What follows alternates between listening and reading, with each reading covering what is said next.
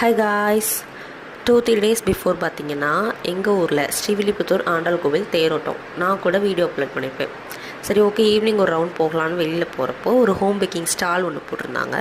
வாங்கி டேஸ்ட் பண்ணி பார்க்கலான்னு பார்த்தப்போ 1 பீஸ் சிங்கிள் ப்ரௌனி வாங்கியிருந்தோம். 70 rupees. Normal brownie, not melting chocolate use பண்ண ப்ரௌனி கிடையாது. 70 rupees போட்டிருந்தாங்க.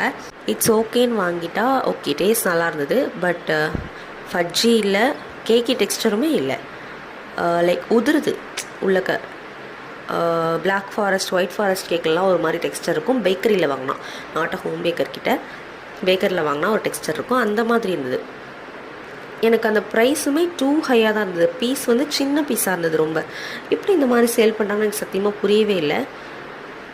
ஹஸ்பண்ட் வீட்டுக்கு வந்ததுக்கப்புறம் சொல்லியிருந்தாங்க, லைக் நானே சொல்லியிருப்பேன், நாங்களும் ஹோம் பேக்கர்ஸ் தான், பேக்கிங் பண்ணிகிட்டு இருக்கோம், ப்ரைஸுக்கு இது ஒர்த்தே கிடையாதுன்னு சொல்லியிருப்பேன். சரி, பிஸ்னஸ் பண்ணுற இடத்துல வேணான்னு விட்டுட்டேன் அப்படி சொன்னாங்க.